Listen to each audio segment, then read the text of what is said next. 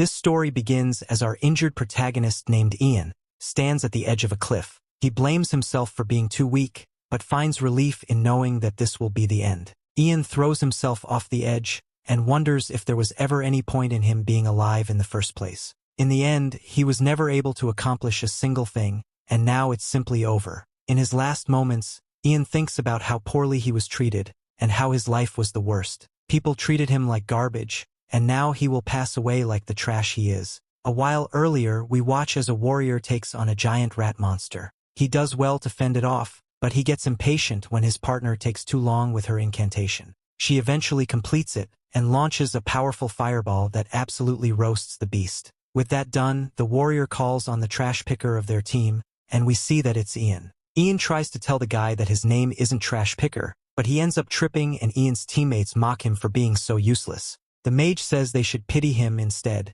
because the trash picker isn't a high common class like they are. Instead, he's just low common garbage. Ian apologizes for falling as he blames having to carry everything, but Zoid the warrior tells him to just hurry up and appraise the beast. It turns out that Ian's occupation is the low common appraiser. In this world, the goddess of light grants people a job at birth, and the goddess of darkness grants them skills. By training their skills, people can hone all kinds of abilities, but jobs are passed down through generations and can never be changed. Jobs are divided into 3 tiers. The highest tier is for the rare classes, which only contain a very talented few. This includes people like wealthy merchants and military strategists. In the middle is the high common tier, which includes people like his teammates, Zoid and Jolene. They are swordsmen, mages, and others who can fight. Lastly, the lowest tier is low common. These people are the peasants and appraisers who are unfit for battle. Jobs are inherited to children usually, so they can carry on their parents' trade.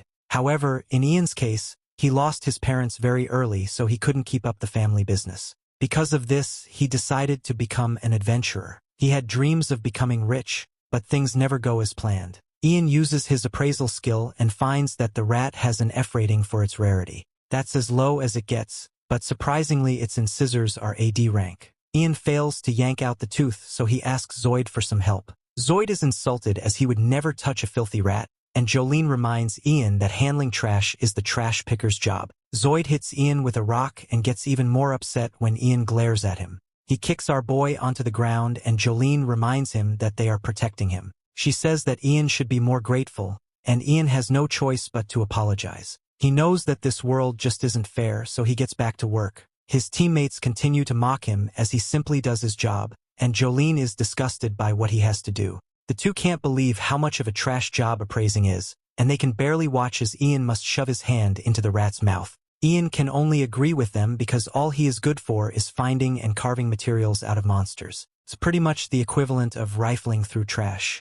Zoid piles on by pointing out that Ian's only part of his party because he didn't want to put disgusting monster parts into his magic bag. The two call him the trash picker boy and tell him to hurry up so they can continue their mission. Ian does as they say because he has no choice but to endure. The only way he can survive in this world is by doing his job and picking through garbage. Moments later, Zoid can't believe their luck as they happen to find the corpse of a hellhound. Zoid sends the trash picker Ian to pick for parts, but Ian is hesitant. Guild intel says that this type of monster shouldn't be in this dungeon. Of course, Zoid just tells him to do his job, and the two jerks think about everything they will do with the money. Ian's appraisal reveals that the hellhound's parts have rarity, and he starts picking it apart. Just then, Zoid notices that there's another hellhound nearby, and excitedly tells Ian to do that one too.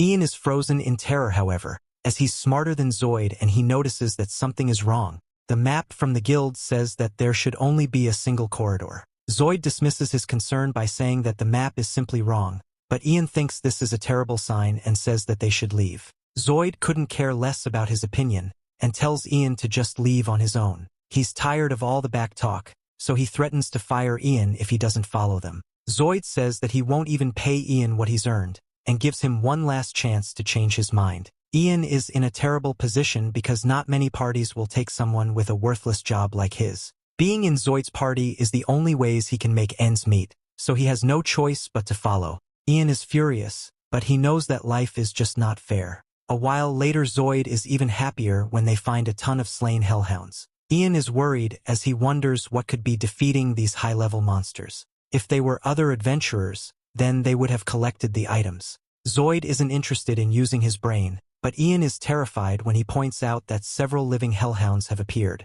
The jerks finally realize that they are in serious danger, and Ian determines that the pack must have just been fighting over food.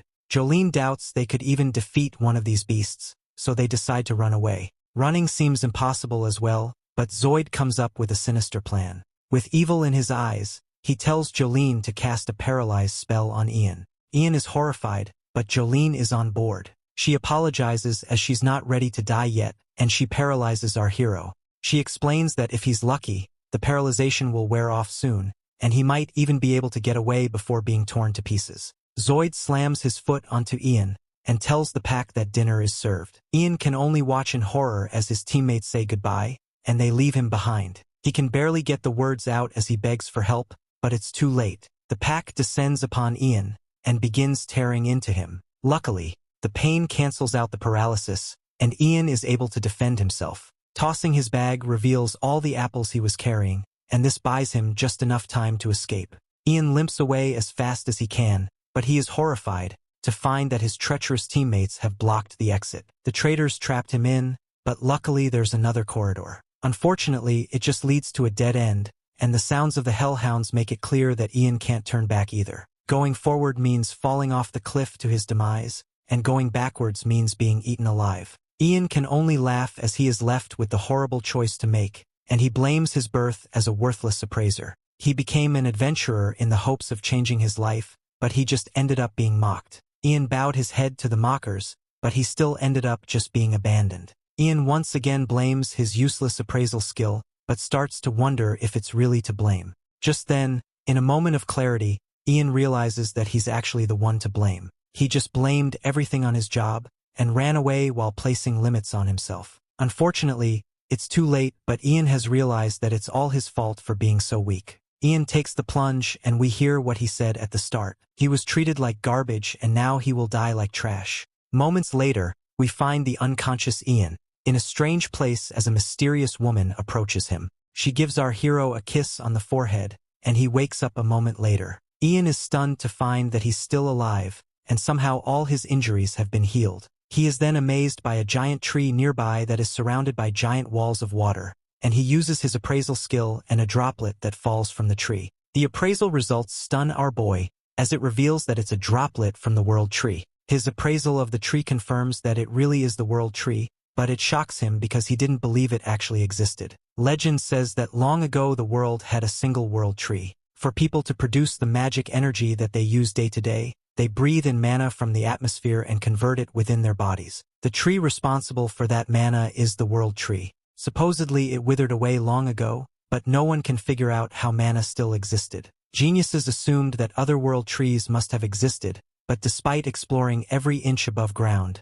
none were ever found. That makes sense because no one would think to look so deep down in a random dungeon. Ian can tell that the tree was what saved his life, so he thanks it, but he hears a voice nearby. Nothing is there, so he just ignores it, and he's surprised that there are no monsters nearby. Ian is left to wonder what his next move will be, because he is assured that the traders won't send for help and he has no food. Ian can only move forward, so he thanks the tree one last time. As he leaves, we see that the mysterious girl from before appears, and she's worried about our boy. This is clearly uncharted territory, as none of this was on the guild map. Because of this, Ian fears that there might be monsters even stronger than the hellhounds nearby. Those hellhounds messed him up pretty good, but Ian gathers himself as he has no choice but to move forward. His near-death experience has given him a new outlook in life, and he vows to never put limits on himself ever again. Armed with a rock, Ian makes his way through the dungeon, but he is shocked by the lack of monsters. This is of course a relief, and all that is left is to find a way out.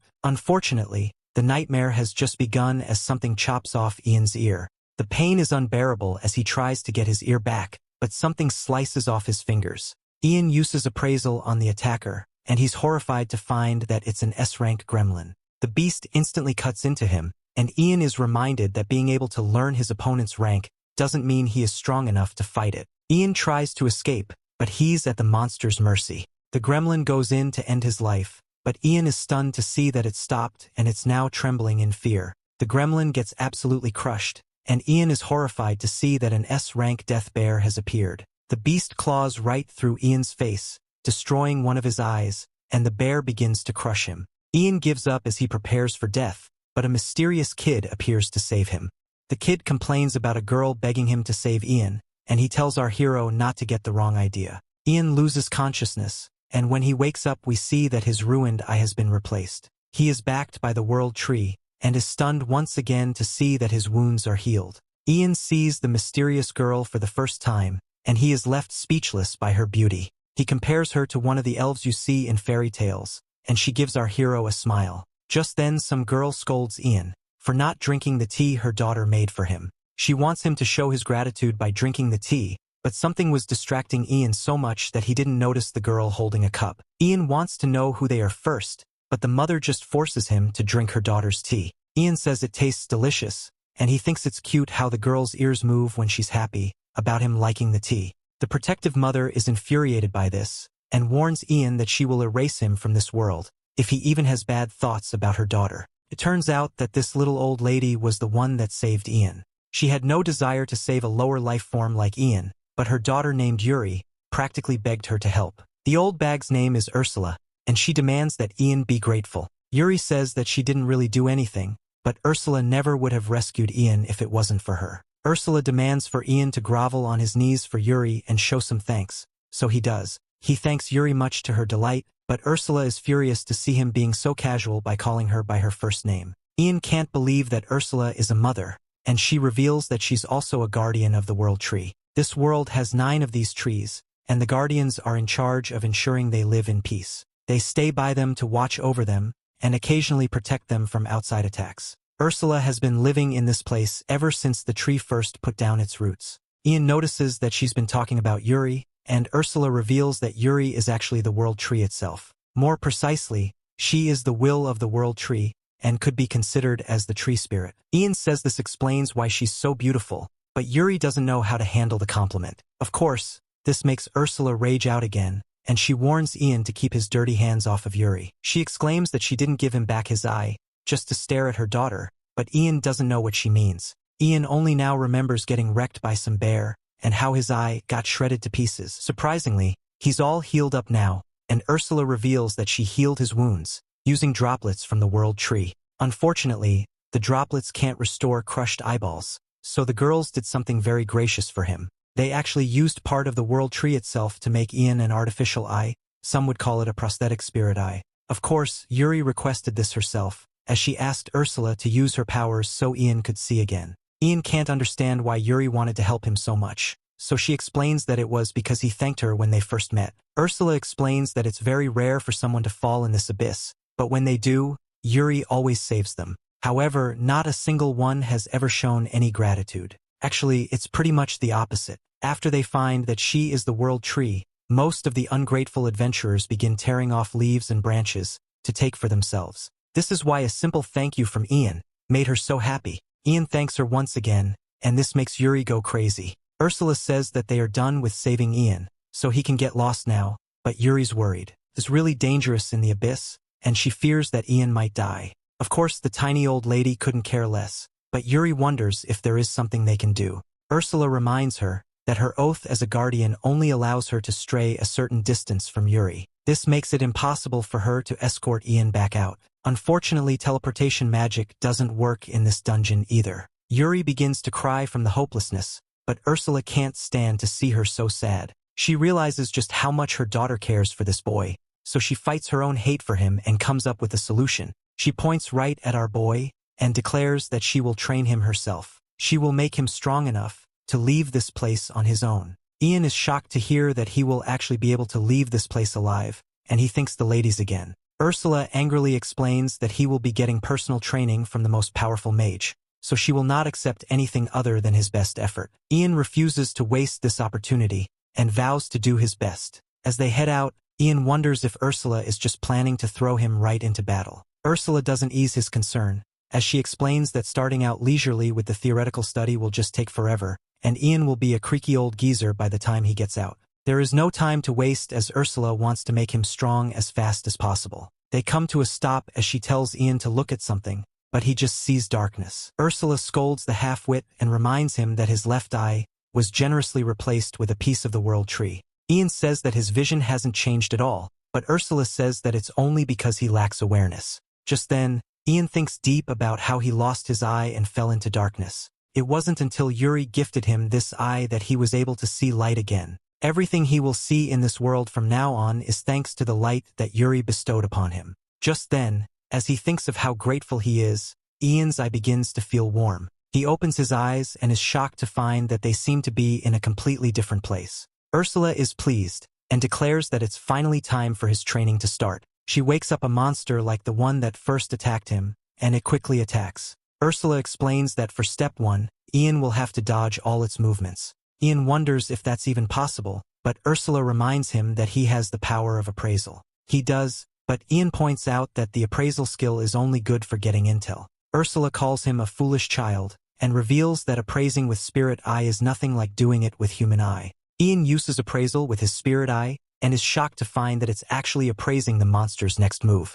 It's very descriptive, as it says that the monster will use its scythe to cut off his right ear, and Ian is amazed. His amazement doesn't last long, however, as Ian just stands there and the beast cuts his ear off. As he writhes in pain, Ursula explains that a spirit eye can appraise much more than any human ever could. It can appraise his opponent's moves, and Ian confirms that the beast did just what its appraise said it would. Ian loses a ton of blood, so Ursula heals him right up. She brought some droplets that Yuri kindly gave her. With these, it won't matter how badly Ian gets sliced up, because Ursula will just be able to heal him right back. She wants Ian to be dead serious about learning some new techniques, and there's no time to waste. The monster moves in for another attack, and Ian's appraisal reveals that it's attacking his left leg with its scythe. Unfortunately, there's no way he can dodge it with his current reflexes. It would help if he could also know the exact timing of the attack, but he reminds himself that he has a spirit eye now, and he just needs to think beyond human limitations. Ian tries to use reappraise,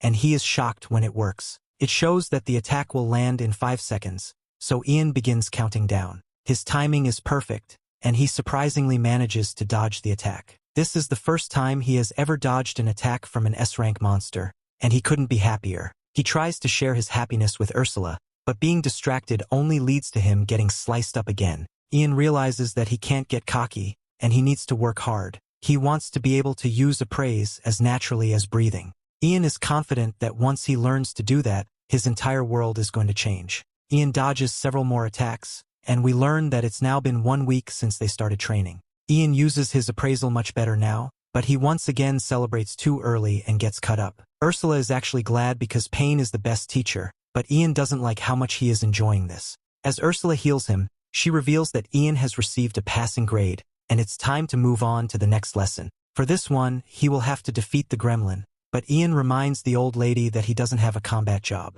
Ursula of course knows this, and explains that he won't be relying on skills. It's all about relying on his spirit eye. She hands our boy a wooden sword made from the world tree, and reveals that Yuri insisted that it be given to Ian. Yuri bore the pain of snapping off one of her branches just for Ian, so Ursula says that he can't refuse. He can't let it break either, or Ursula promises to break him. As Ursula sobs at the wonderful gesture, Ian vows to be careful with it, and he thanks Yuri. Just then, the monster comes at him again, and Ian uses appraise to determine when and where it's going to attack. Ian thinks it will be as simple as waiting for the perfect time to strike, and he begins his countdown. The perfect time comes, but he ends up missing. Ursula explains that he's too slow, but she doesn't give him any advice. Ian's next idea is to hold his sword where it's going to attack, but that doesn't work either. He remembers that the monster is a living creature with a brain, so it makes sense that it would dodge when it saw a weapon. Ian becomes frustrated as humans and spirits don't see things the same way,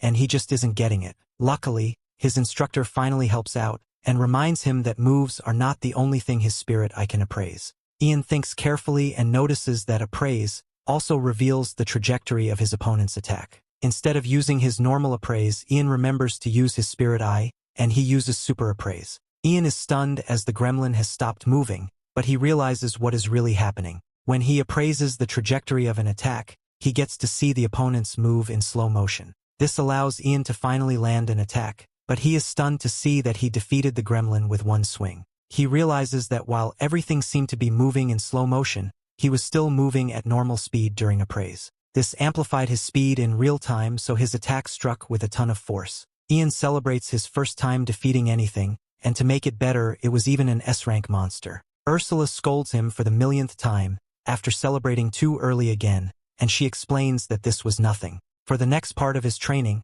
he will have to defeat all the gremlins in the area. Nearby, Yuri hopes that Ian is doing okay. A while later, we return to our boy to find that he has improved greatly, and defeated all of the gremlins. As for the next part of the training, Ian will have to appraise the gremlin's ability, and make it his own. Ursula explains that humans can acquire skills by learning them, but monsters are born with innate abilities. Ian is confident he can appraise abilities, but he seriously doubts that he can take them. Ursula calls him a silly kid, and reminds him that appraisal has always been about reading information on an opponent. The user understands the information and gains knowledge from it. However, now that Ian has a spirit eye, he can do more than just gain knowledge from that info. Now, he can also gain experience. Ian gives it a try on one of the corpses, but this makes him feel intense pain. As he screams in agony, Ian describes it as information being pounded directly into his brain. Ian wonders if he has the abilities of the gremlin now, so Ursula tells him to test it out.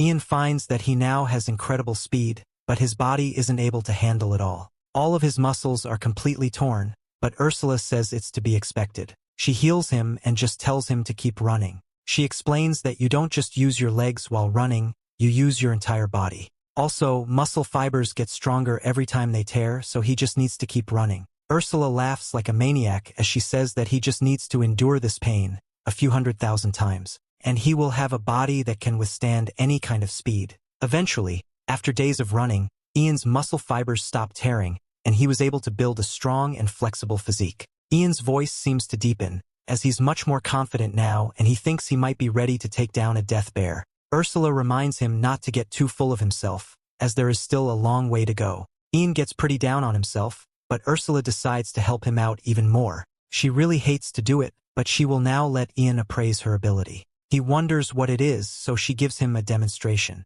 She wonders if he appraised it in time, but Ursula didn't even give him a warning. Ursula explains that what she just used was called discard incantation. It's an ability that allows a person to use magic just by thinking it. This means they can use it without using an incantation like everyone else has to. It's pretty incredible, so Ursula tells him to just hurry up and appraise the discard incantation and fireball. She does it again, but this time Ian appraises it. He feels immense pain again, and his body bursts into flames. After a quick heal, Ian tries again, but only manages to get the discard incantation.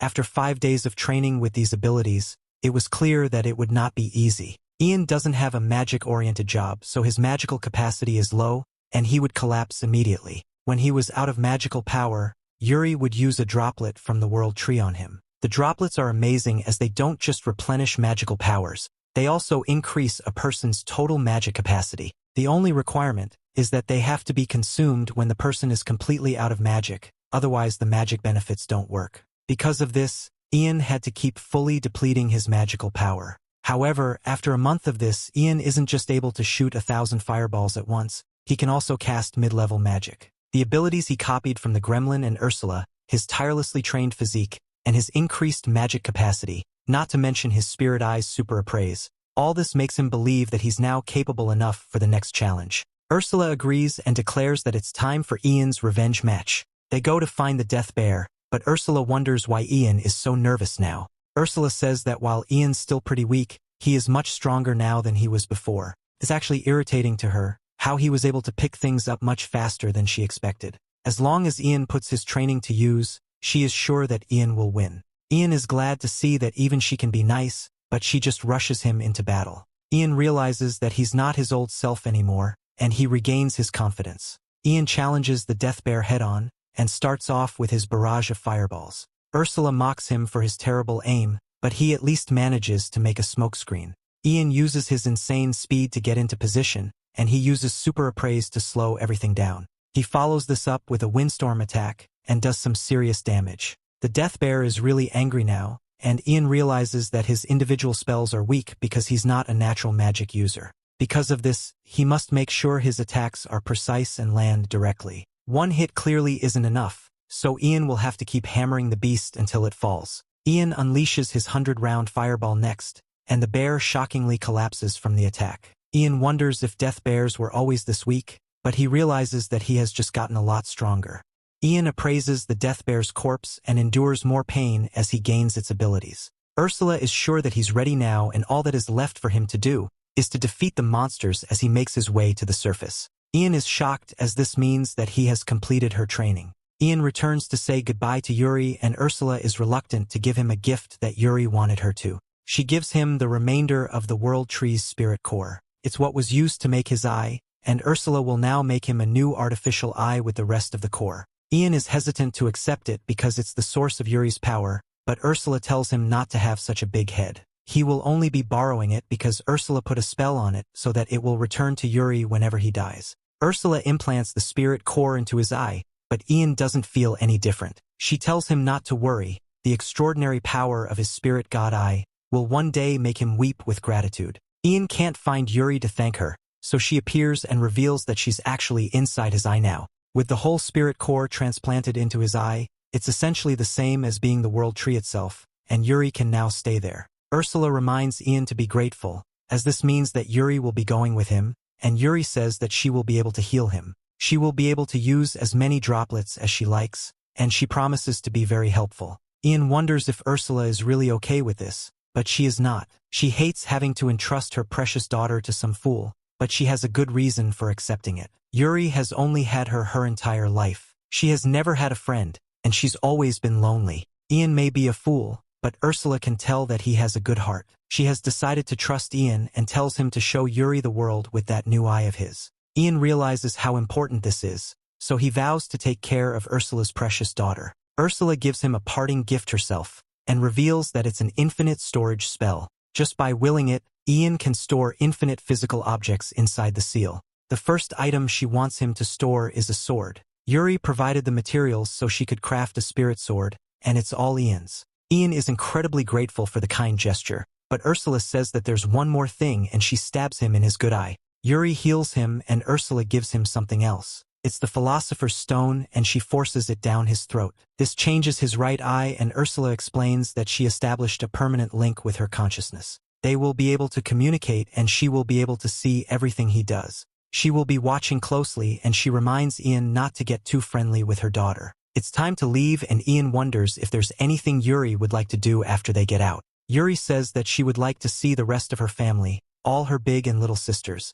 Ursula explains that the World Tree was originally a single enormous tree. However, its branches and spirit core eventually split, and they were hidden in dungeons in separate regions. This means her family technically all used to live together but have been separated. Ian has decided what he wants to do. The two of them will travel the world and find Yuri's family. She's incredibly grateful, and now it's time to begin their journey. Outside the room, Ian comes across a fork, but Ursula speaks to him and tells him to go left. She has appraised an escape route for him, so as long as he follows the arrows, he can't get lost. Also, she warns that a monster viper is nearby, and she tells him to get ready to fight. Ian is shocked to see just how much more his spirit god eye can appraise, and he's grateful to have Ursula in his other eye so she can teach him new ways of using it. Moments later, Ian has sliced up the viper, and it's clear that he can easily defeat even S-rank monsters now. Ursula went ahead and appraised its abilities already, and it gives Ian a boost to his resistance. He also receives an ability called Dissolving Venom,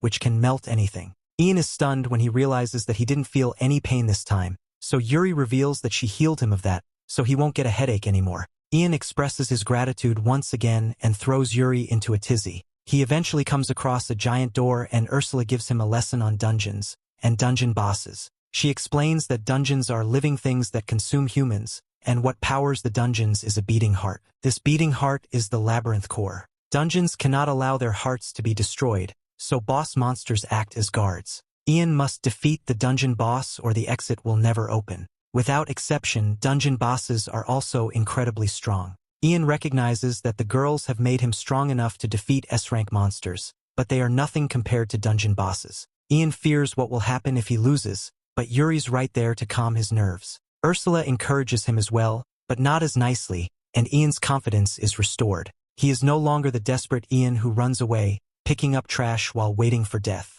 He is now Ian the Appraiser, who has received the divine blessing of the World Tree. Ian walks through the door and finds the heart of the dungeon. Just then, the giant boss monster appears, so Ian has Yuri return to his eye for safety. Ursula points out that their difference in size is too great, so Ian will have to get much closer. Ian closes the gap, but Ursula warns that an attack is coming. He solidifies his arms and uses his superhuman strength ability to brace for the impact. It's a terrifying attack that looks like a falling meteor, and it absolutely crushes the ground surrounding Ian. Ian's clothes get torn as he manages to withstand the attack, and Yuri heals him as he takes incredible amounts of damage. Ian realizes that his old self would have been terrified in this moment, but that's not who he is anymore. Ian pushes the monster's attack back and uses his newly acquired dissolving venom ability. This destroys the boss's arm, but Ian must still dodge attacks from the other arm. The boss monster is still incredibly powerful, and Ian realizes that he won't be able to win that easily.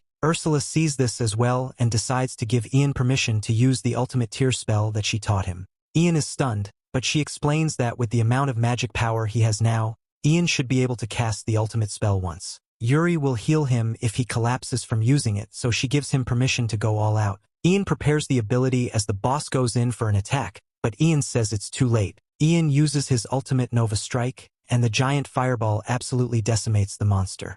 Ian stuns himself after managing to defeat this powerful monster, and Yuri celebrates as she heals him. Ian doesn't take all the credit for himself, however, as he knows he couldn't have done it alone. He thanks Yuri, but Ursula doesn't like how close they are getting, and she tells him to hurry up and appraise the boss. Ian gains a bunch of abilities after appraising the golem, but Ursula says that he's not done. He can even appraise the labyrinth core. Ian wonders what will happen if he does, and Ursula teleports beside him. She explains that his left eye is technically the world tree now, so she can teleport to him whenever. Ursula reveals that the labyrinth core is similar to the spirit core, and that she can use it to make Ian's eye stronger. Ian is stunned because his eye is already high-powered as it is, but it can evolve even further with every labyrinth core. Ian eagerly accepts her offer to implant it now, so Ursula does, and Ian's spirit god eye advances to level 2.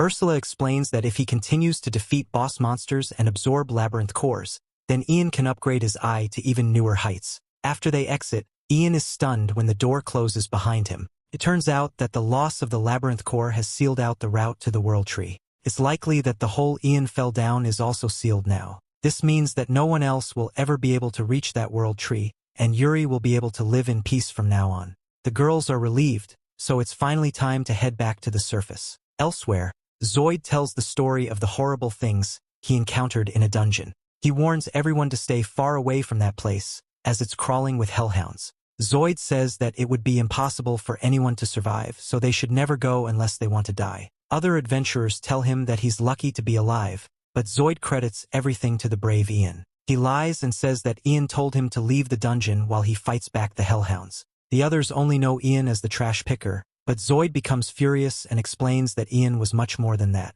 Ian was courageous, and he protected his friends by acting as a human shield. Everyone consoles him, but the evil Zoid knows that it's all a lie. He and Jolene are the only ones that know the truth, and Zoid can't let anyone find out what really happened. Zoid continues his dramatic act as he apologizes to Ian, and he cries out that they will never forget his sacrifice. Just then, Zoid is stunned when Ian appears and wonders what he is talking about. Ian explains that he simply walked out of the dungeon while defeating all the monsters in his way, but Zoid refuses to believe him. Zoid saw all the powerful monsters that were down there, so he assured that Ian wouldn't have been able to survive. Just then, everyone wonders why Zoid isn't happy to see that the guy who saved his life is actually alive. Luckily, Ian is there to reveal the truth. He explains that they actually paralyzed him and left him as bait for the hellhound. Everyone quickly turns on Zoid as they beat down on him, but Ian surprisingly stops them. He points out that at least he is still alive, and that's all that matters. Ian thinks about how Zoid was the only one who let him, a worthless outcast, into his party. Also, because Zoid abandoned him, Ian was able to meet the girls that changed his life. Ian shows incredible growth and shocks everyone as he actually thanks Zoid. The adventurers are stunned that Ian just thanks someone that left him for dead. They realize that he has changed a lot, and they wonder if it's even really the same Ian. Later, we learn that Ian gained even more abilities. After defeating a boss in a dungeon close to the capital, his eye evolved again, allowing him to read any writing. Unfortunately, there was no world tree in that dungeon, so it's on to the next one. Ursula isn't surprised that they will be hard to find because the world trees are fuel to the entire world. It would be very dangerous if they were too easily found. Ian apologizes as it will take a while to find the rest of Yuri's family, but she's in no rush. Just then, they hear someone calling for help nearby, so Ian rushes over. Ian defeats all the monsters in the area and gains several more abilities for his effort. The girl he rescues quickly takes a look into Ian, and she even calls him her hero. The guy that's with her reveals that his name is Jasper, and he explains that he's the head of a trading company. The girl hugging him right now is Claudia, the third princess of this land. Back at the estate, Claudia thanks Ian and the girls. After they get the formal introductions out of the way, Claudia wants to go back to hugging her hero, but Yuri stops her. Claudia can't understand why, and Yuri struggles to give her an answer. Eventually she builds up enough courage, and Yuri announces that she is Ian's wife. Of course Ian is stunned, but Claudia is undeterred, and she declares that she will simply be Ian's second wife. Yuri can't believe that this didn't make the princess give up,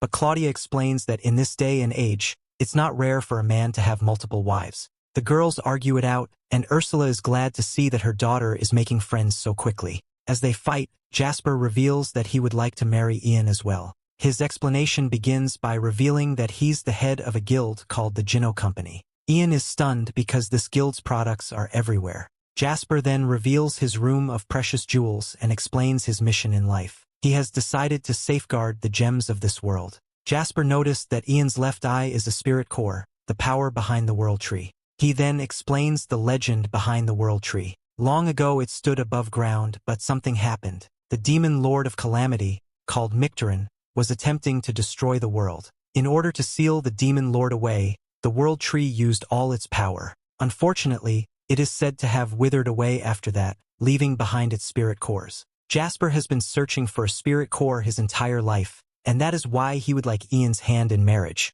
Of course, Ian plans to reject the offer because he doesn't roll like that, but Ursula has a different idea. Jasper spent his entire life looking for spirit cores, so he probably has intel on the other world trees. The old bat wants Ian to marry Jasper so he can use his money and information. Ian still rejects the offer, but does tell Jasper that they can be friends. Jasper says that Ian can still live in the mansion, but the girls interrupt to hug Ian. Luckily, Jasper does have information on the spirit cores, but reveals that they lie in very dangerous areas. Investigating them is nearly impossible, but Ian still wants to hear more. Jasper is shocked when Ian says that he might be able to retrieve the cores, so Jasper begins preparations immediately.